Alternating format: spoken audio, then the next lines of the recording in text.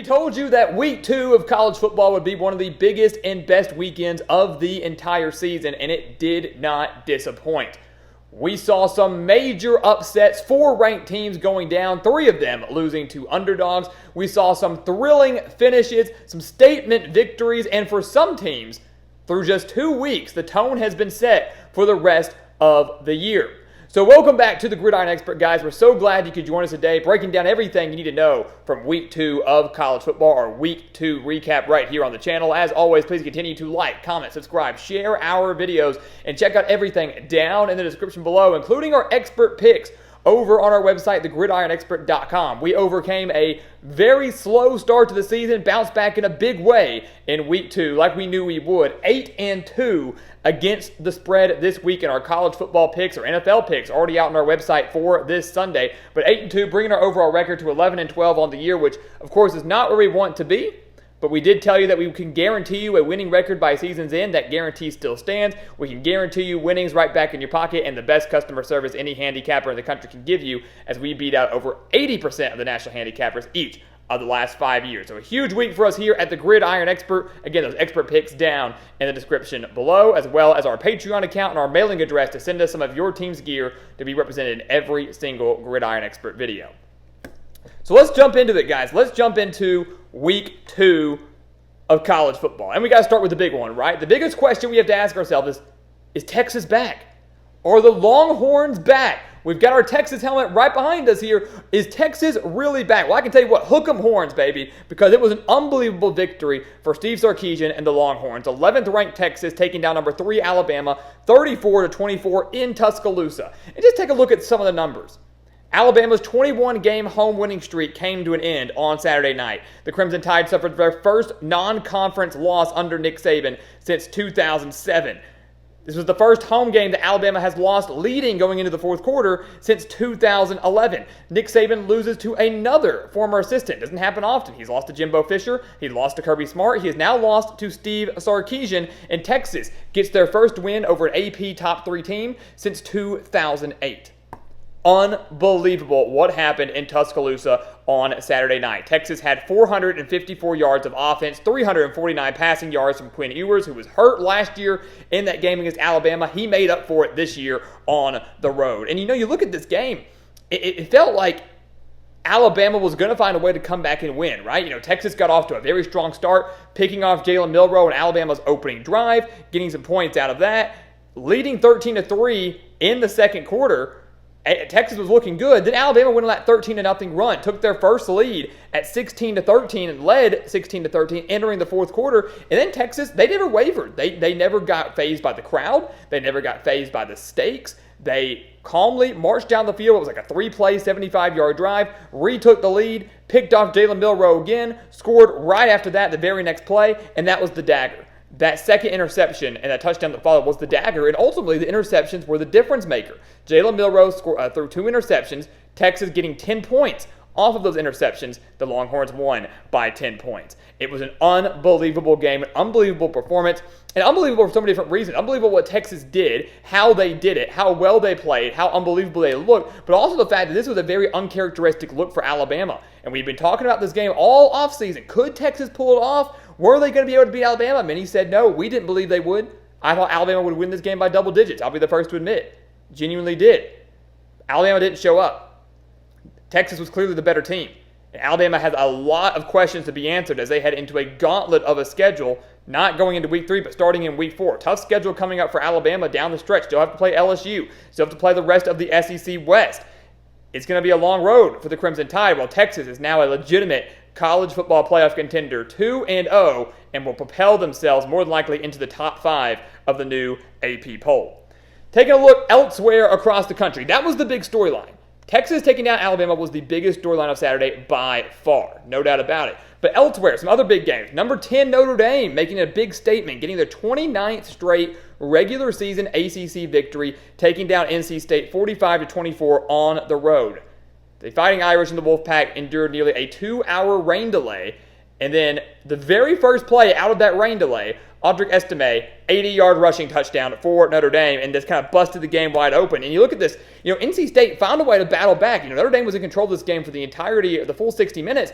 but you never felt that they were going to be able to pull away. And then when Notre Dame fumbled, up just 24-17, it looked like NC State was going to have a chance to tie the game and maybe make this thing a lot interesting. Maybe pull off a massive upset to kick off our Saturday. But the Notre Dame defense never wavered. They stood strong. They forced a stop there, missed field goal, then 2 interceptions on the next 2 NC State drives. Notre Dame pulled away 38-17. Sam Hartman, phenomenal performance, 286 passing yards, 4 touchdowns. But the Fighting Irish, while a very impressive victory, a much-needed victory, are 3-0 and legitimate playoff contenders. Still a lot for them to clean up as well.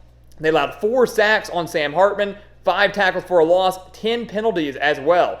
The defense held strong when they needed to. Sam Hartman delivered when he needed to, but Notre Dame certainly has a few things to clean up. But nonetheless, still an impressive 21-point victory on the road as the Fighting Irish continue to dominate. Looking elsewhere, go down to Texas. Not for the Longhorns, but to Waco, where number 12 Utah survives Baylor 20-13 in maybe one of the wildest finishes of the week. I don't think people are going to talk about this game nearly enough, but it was a phenomenal, phenomenal game. And it felt like a game that Baylor should have won. So I really, Scotty B, the Baylor King, I feel for you, my guy, because this was a game that Baylor really felt like they were dominated from start to finish and still somehow found a way to lose.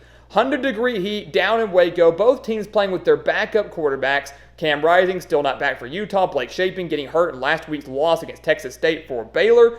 And Baylor was, again, dominating. Led 13-3 with under 5 minutes remaining in the third quarter. They led 13-6 with under 3 minutes remaining in the fourth quarter. 13-6, hadn't allowed a touchdown all game, and then allowed Utah to get 2 touchdowns in the final 2 minutes to win 20-13. I know the last touchdown, Utah was trying not to score. They were kind of trying to settle for the game-winning field goal. Got pushed into the end zone, really. And then Baylor had a shot at a miraculous finish, completed like a 50-yard bomb, got them down to the 22-yard line of Utah, had one last-ditch effort at the end zone to tie the game. Pass fell incomplete. Some would say controversially. Some say there should have been pass interference. It was very close of a toss-up. But Utah escaping that game with 224 rushing yards, surviving by a touchdown, surviving by the strength of their defense more than anything. The offense delivered in the clutch when they needed to, but it was the 2 interceptions off of backup quarterback Sawyer Robertson that was the difference maker for the Utes. And that last interception coming with under 2 minutes left, setting the Utes up for that potential game or that ultimate game-winning touchdown. So an unbelievable game down in Waco, an unbelievable finish. Baylor surprisingly drops to 0-2. Utah will remain in the top 15, moves to 2-0, and hopefully will have Cam Rising back for their next game. How about Colorado? Do you believe? If you didn't believe last week, you've got to believe now, right? You should believe now. Colorado, the 22nd ranked team in the country, destroyed Nebraska 36-14 in a game that Deion Sanders and Shedeur Sanders both came out and said it was personal. It was personal against Nebraska. And they made sure that the Cornhuskers knew that, beating them by 22 points. And honestly, that score making it look a little bit closer than it was.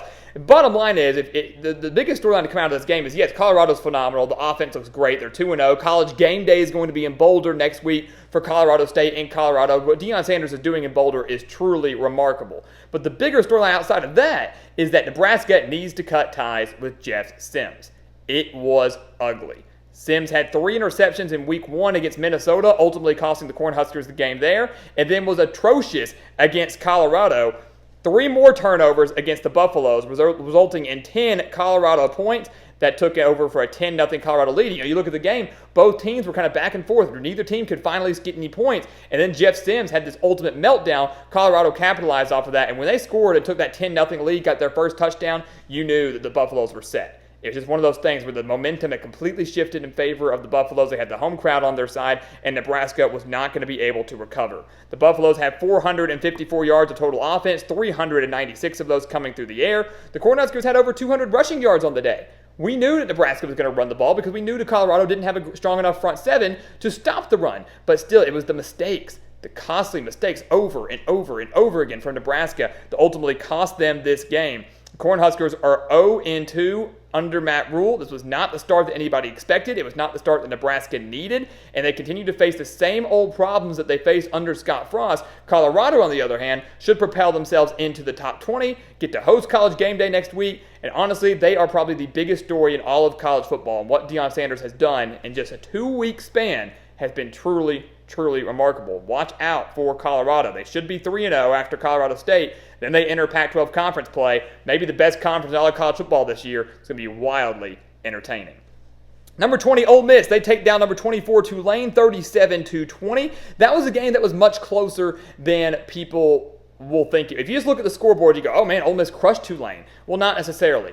Not at all. This was the only other ranked versus ranked matchup that we had. We had Texas and Alabama. This was the other one. Tulane played this game without their quarterback, Michael Pratt, and no one really knew that was going to happen, right? We knew he was a little bit banged up, but no one really expected Michael Pratt to be out of this game. And then right before kickoff, it was like, oh yeah, he's out. And I was like, great. And it's really unfortunate that was the case. But credit to Tulane for holding their own without him. They still went out there, led 17-7 at one point before allowing 20 unanswered points. The Green Wave trailed 27-20 with 2:56 remaining in the game. And then it was interesting. One of the more interesting moments of the entire week, Ole Miss opting to go for it on 4th and 1, and Tulane stuffed them. They stuffed them. With under 2 minutes left, they got the stop on 4th and 1, which means the Green Wave would have had a chance to go down the field and tie it with under 2 minutes left. But Ole Miss was called for a false start. And that moved them back to 4th and 6, right on the fringe of field goal range for a long field goal. Ole Miss attempted a 56-yarder up 7, drilled it to go up 10 and ultimately seal the game. So you can't help but wonder if you're a Tulane fan, if that false start doesn't happen, if they miss it, it doesn't get called, and Tulane stuffs them, what happens? As the game gets into overtime, does Ole Miss still win? We'll never know. But it was one of the wildest endings where a penalty actually benefited the Rebels in this game. Ole Miss drilling that field goal, the next possession for Tulane, strip sack, fumble recovery, touchdown for the Rebels to win by 17. The game ultimately a lot closer than that final score indicated, but a wild ending. Not controversial, but a wild ending where the penalty ultimately was the difference maker for Ole Miss because it gave them that opportunity to kick the field goal, and a 56-yarder, a long one, is what sealed the deal for them. A couple games left here. We talk about Texas. Is Texas back? Are they looking good? Are they going to be playoff contenders? What about the U? What about Miami? Is Miami back? That's what you need to ask yourself right now, too. Miami beating up on number 23 Texas A&M 48-33. They torched the Aggies in that game. And, we talked about it earlier in the week. We said this was a battle between two teams that went 5-7 in 2022, were wildly disappointing. This was a game that was going to set the tone for the rest of the season for both teams. The winner of this game was going to be sitting pretty. The loser was going to be left with a lot of questions. The fan base going to be getting very antsy with another disappointing result. And the disappointing result goes to Jimbo Fisher and the Aggies, who find themselves in a bit of a peculiar situation. You look at this game. A&M looked like they had it, right? Looked like they were going to play strong. Looked like they were going to be able to beat Miami at their own game. 17-7, the Aggies were leading. They had a blocked punt on the first drive of the game. They were looking good. But then Miami went on a 24-3 run to take a 31-20 lead. Miami outscored Texas A&M 41-16 over the final 41 minutes of game time. Tyler Van Dyke, unbelievable, 374 yards and 5 touchdowns, 451 yards of offense for Miami in this game, and they forced 3 turnovers. The defense was phenomenal. The offense was phenomenal. This was the Miami team we expected them to look like and be under Mario Cristobal. He finally delivered with that signature victory over a ranked opponent, did it in dominating fashion, did it at home. Miami 2-0 with a big win. A&M, kind of like Alabama right now, left searching for a lot of answers, a lot of questions that they do not have answers for, and the Aggies need to find a way to bounce back in a big way over these next few weeks before the schedule gets even tougher. How about Oregon real quick? Number 13, Oregon, surviving Texas Tech 38-30. This was an unbelievable game, too, and an unbelievable ending. I think when it comes to wild endings, this Oregon-Texas Tech game and the Baylor-Utah game were probably the two craziest endings of the weekend. Oregon led this game 18-13 at halftime in the Tyler Shuck reunion game. Remember, Shuck played for Oregon before transferring to Texas Tech. But then in the third quarter, the Ducks didn't score. They were up by 5, didn't even score in the third quarter, trailed 27-18 entering the fourth. And that fourth quarter is where things got wild. We saw 3 different lead changes. Oregon battling back, taking the lead 31-30. Texas Tech having an opportunity to go down there and kick a game-winning field goal.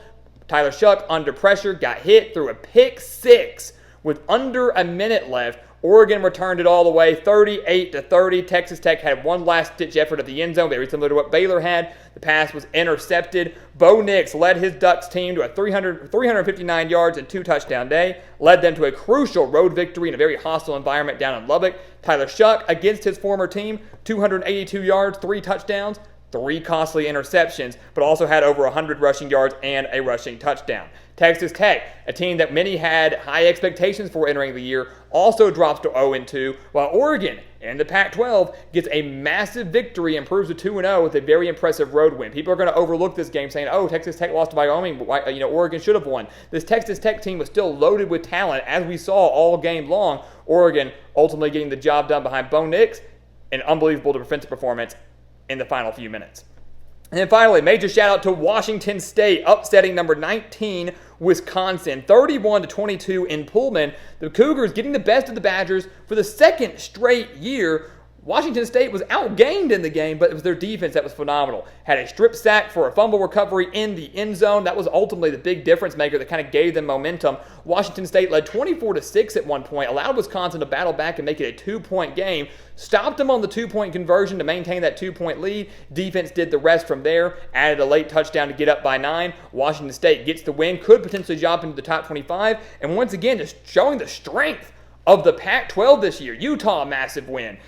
You got Oregon with a massive win. Washington State with a massive win. This is an impressive conference, guys. Colorado's phenomenal. USC's phenomenal. Washington's phenomenal. This is a loaded conference that's going to be completely wide open once we get into conference play. And I would say right now that the Pac-12 is the best conference in all of college football. So there you have it, guys. There's your Week 2 recap. Wild games. I know it was a long video, but we had a lot to unpack. It was one of the best weekends of the year. I know it was only 2 weeks in, but when you look back at this year, when the season's over, you're going to go, man, Week 2 was awesome. Week 2 was unbelievable. It set the tone for the rest of the year for a handful of these programs. Set Texas up for big success. It set Colorado up for big success. Oregon, Utah, guys like that up for big success. Maybe it derails Alabama season. Maybe it derails A&M season. Who knows? But this was a massive weekend when it's all said and done. Big week on the gridiron. Big week for us here at the Gridiron Expert. 8-2 against the spread. 48-8 on the money line. Again, you sign up for those expert picks. You get some of those picks as well. 48-8 brings our total to 119, hitting 84% on the money line so far this season. And again, if you sign up for those expert picks, you gain access to all of that insight down below at thegridironexpert.com. Make sure to go sign up for those today. And once again, guys, as always, thank you so much for watching us here at the Gridiron Expert. Our Week 2 recap officially done. Now we move on to Week 3. Our Gridiron Expert Top 25 comes out tomorrow. And then we head into our Week 3 predictions to get ready for another big week of college football. So once again, guys, as always, thank you so much for watching. Please continue to like, comment, subscribe, and share our videos. And we'll see you next time right here on the Gridiron Expert.